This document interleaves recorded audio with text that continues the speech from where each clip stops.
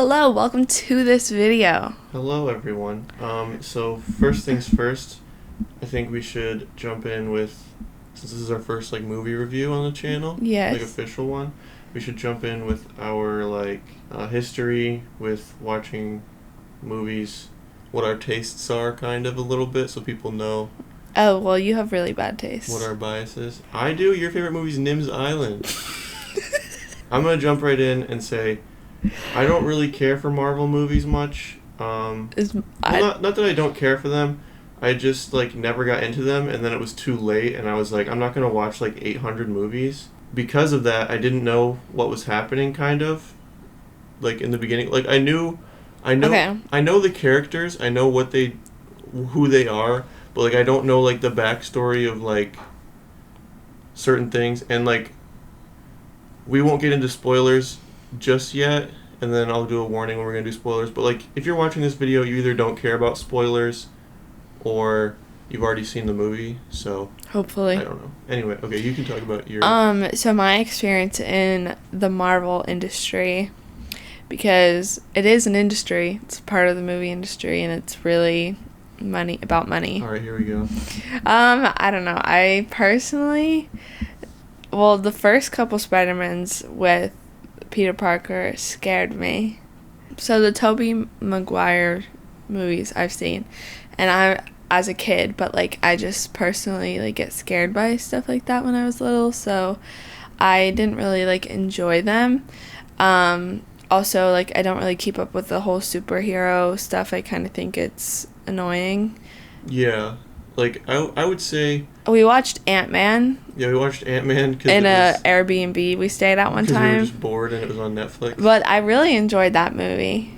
I'm not a superhero fan. I'm a SpiderMan specifically fan. Mm-hmm. So I don't know. When you start adding different superheroes in there, it's my eyes kind of start to glaze over, and it's okay, this is getting a little bit out of what I usually like to watch.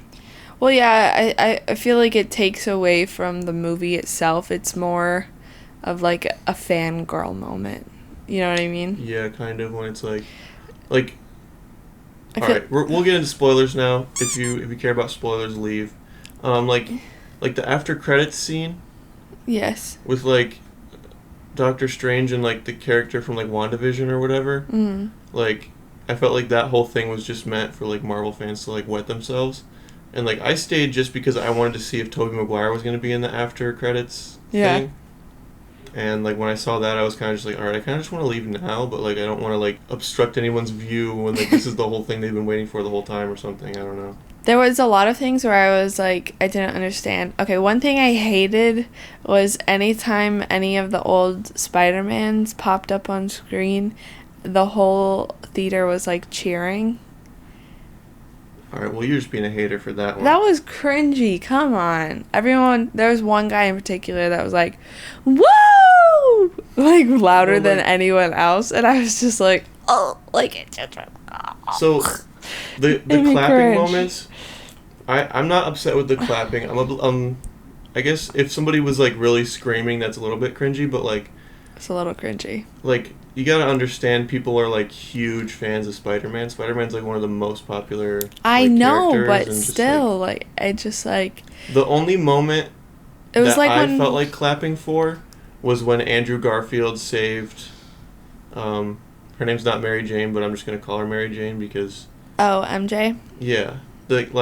When he saved her, that was the only moment that I wanted to clap, because it was in his movie he didn't save his girl, but then in this one he had to save her. And so I didn't even know that. I didn't know that was the plot of his Spider-Man. Yeah, because Gwen Stacy in the comic books, Spider-Man, she's his girlfriend, mm-hmm. and then she's falling off a bridge, and then he shoots his web to save her, but it snaps her neck because she's falling, and the momentum snaps her neck. So they kind of did that story in one of his movies. What? So that was his trauma thing that he brought when they did the whole Tobey Maguire was yeah, my uncle died because of me, and then he was yeah, I killed my girlfriend trying to save her. So, but yeah, that was the only moment that I was okay, I kind of am happy about that. Yeah. And I'm just happy for Andrew Garfield in general that he's gotten to be in a good Spider-Man movie now, because the Amazing Spider-Man movies that he was in were...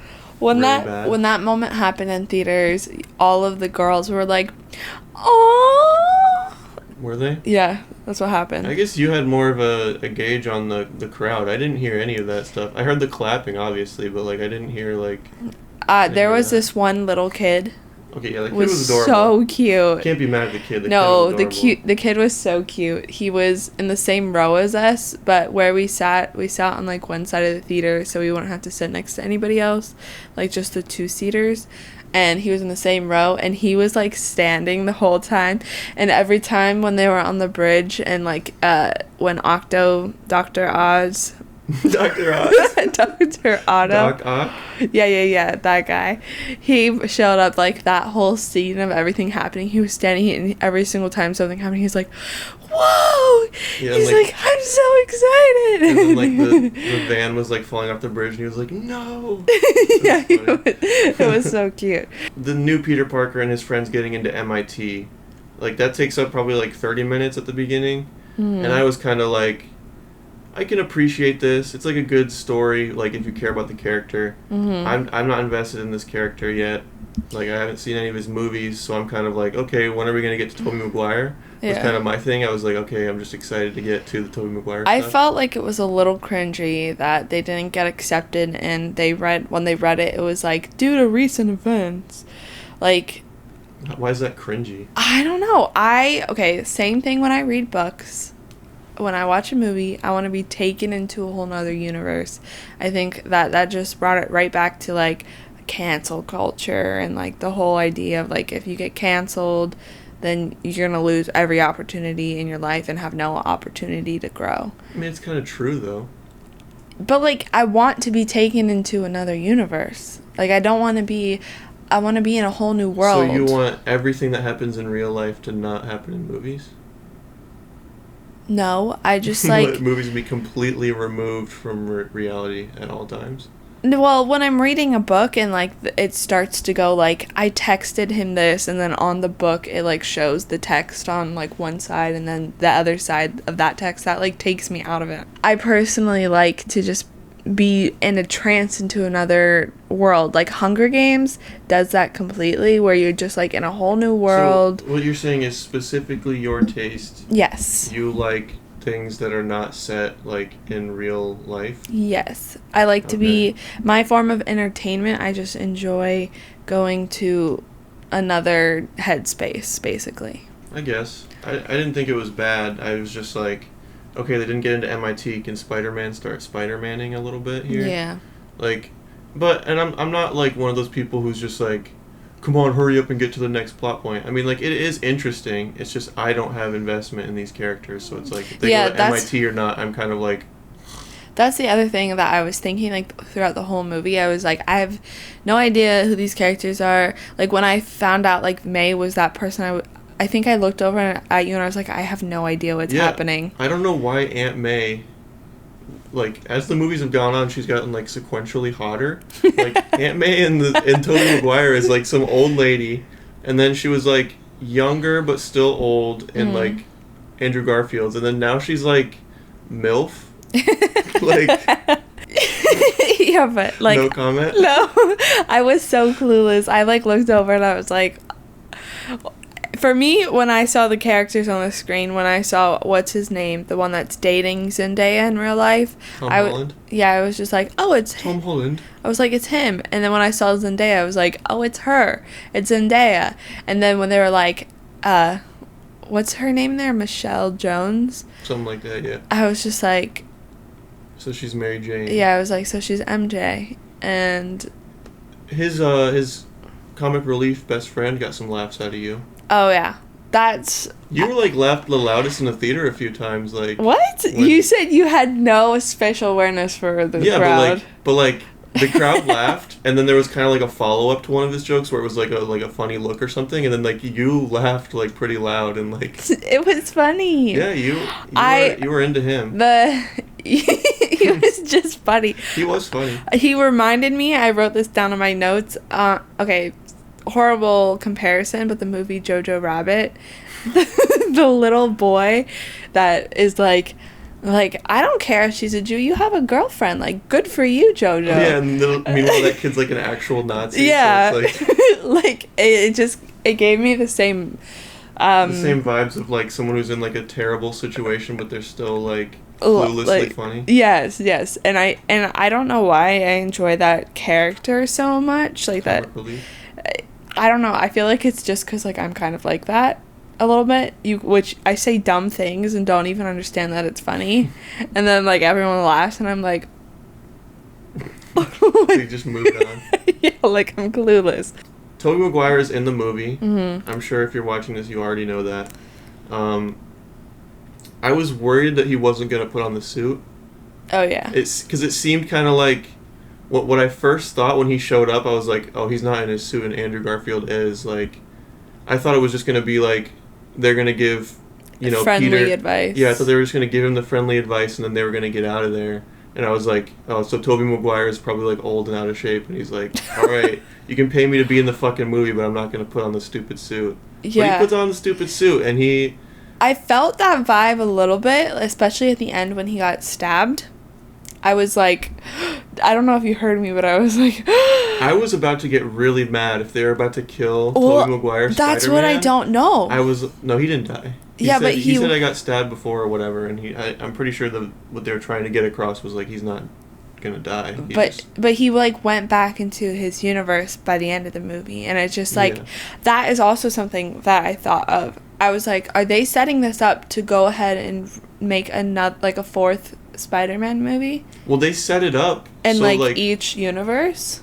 What they kind of did that I actually liked was they kind of set it up so that it can be like a fresh Spider-Man now, since everyone lost their memory. Right. It's kind of like we just watched like a Spider-Man origin movie almost, and now we don't need to like know as much about like the other Marvel stuff, which I think is smart because there are people like me who just like Spider-Man, and like when Spider-Man is intertwined with all like the Avengers stuff that like we haven't like been following, it makes it hard to follow like Spider-Man movies. Like this movie, like the beginning was kind of like a Doctor Strange movie.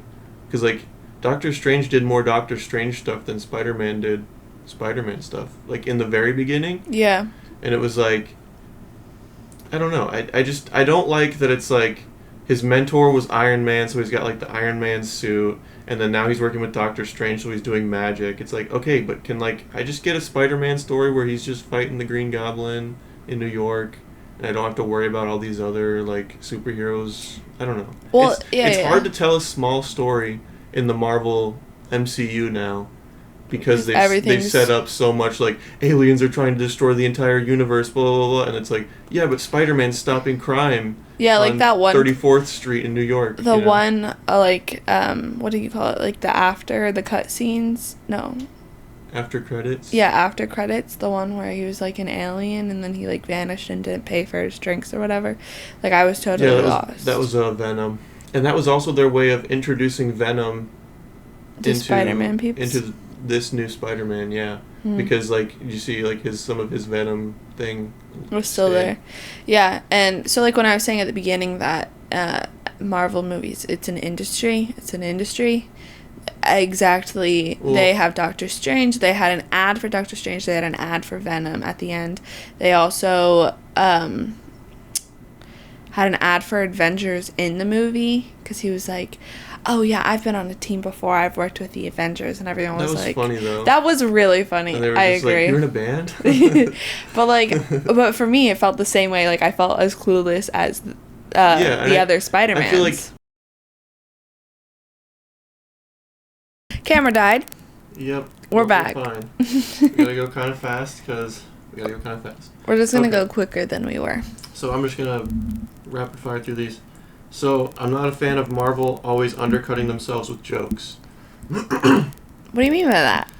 So like, I don't like the way Marvel movies feel like whenever something serious happens, someone always has to like make a joke. Like during the most serious parts. Sometimes it's funny, but when it's like always every single time, like let's make a joke during this horrible tragedy, eventually it gets to the point where it's like, okay, so nobody takes this seriously, why should I take this seriously? I felt like sometimes, like, when they were joking about the Avengers and, like, bringing in a band and all of that, like... Yeah, it's like, you guys are, like, about to have, like, a pretty serious thing. Altercation. Yeah. But that was my favorite part of the movie. Oh, yeah, but, like, I think that's a good example of what you're saying. Yeah, but just, like, all three of the Spider-Men interacting, like, was my favorite part of the movie. I didn't care about anything else. Once I got to that part, that was, like, that was all I needed. Mm-hmm. I would have appreciated if Marvel had just made, like, a 40-minute, like, short where, like, these Spider-Men just met, like, in a coffee shop and just talked about, like, life. Oh, does your back hurt too? Like, that shit was, like, really my favorite part of the movie. Yeah. To take it to a totally random place, this is just my last little note. I felt like I wrote down helicopters. The helicopters in the beginning, when they were, like, surrounding the apartment, there was 4 helicopters around one building, and they were all at, like, eye level of the, like, whatever floor they were on, and it just felt so unrealistic to me. And I felt like that part was cute, though. It was kind of trying to be, like, more, like, cartoony. Like, he's, like, closing all the windows and, like, I don't know. I feel like that was just, like... I felt like that was very comic book movie, cartoon, Spider-Man-y, like... Whoa, wacky adventure, gotta make sure my mom doesn't... You know, that type of stuff. Not his mom, his aunt. His mom's dead. I don't know. I just felt like it was unrealistic, and I didn't like it. Okay. You wrote something else here? Oh, yeah. I already talked about that. You did? Well... Okay. Okay. Everything just felt so cheesy. That's Marvel. I hated it. And everything was, like you said, everything was jokey. Everything was, like Dr. whatever, Storm or whatever his name is. Dr. Strange. Was like, don't call me sir. And then was like, yeah, it was like, call me sir. That joke got old pretty fast, and they kept making the same joke a lot of times. I don't know. And I was like, okay, it's not funny anymore. Another thing. At the end, when he did the spell, why didn't he just do the spell so MJ and his friend remembered? I don't know. Also, why didn't he tell her when he went into wherever she worked? Like, why didn't he even try? Like, I know it was, like, all sappy, like, oh, I don't want to ruin her life. I already did too much damage, blah, blah, blah, blah, blah. But it was like, you said you were going to tell her. You said you were going to do your best to try to remember. Why didn't you freaking tell her? And I also felt like... I had a feeling you'd be mad at that, because I thought you would think of, like, if it was me doing it, I'd be so mad. I would be so mad. I don't have any story issues with this movie, except for the fact that I don't understand why Flint Marko or Sandman... why he would have went with the villains, because his whole thing, if you remember from Spider-Man 3, his whole thing was like, I just want to be with my daughter, I don't want to be Sandman, like, this is like a curse, I hate this. So why would he go with the villains and be like, yeah, I'm going to be Sandman in this universe? Like, you'd want to get back to his daughter, and he would prefer to not be Sandman. So why is he like... It felt like when they were in the condominium or whatever, that it felt like he was on the side with Dr. Oz. Doc Ock? Yeah, that guy. It felt like, and then when everything went awry, he, like, did the big swooshy thingy, which he did in the beginning when he was trying to help Tom Holland get the electric guy in the first place. Flint Marko, his whole thing was, he was like a criminal, and he always just wanted to get back to his daughter, and he never wanted to be Sandman, so I don't understand why he would just be like, yeah, let's help these bad guys because I'm big, strong Sandman. He never liked it. Yeah. And then my last thing I want to talk about was, I feel like if there was ever a movie I wanted to see the Stan Lee cameo, yes, I agree. It definitely was this one, because, like, Spider-Man is his, like, magnum opus, his, like, greatest creation, I would say. So then to have, like, all of these guys, all of these different Spider-Men that he was involved in, all of them having a cameo in this one, I feel like would have been special. That felt sad. Was sad, yeah.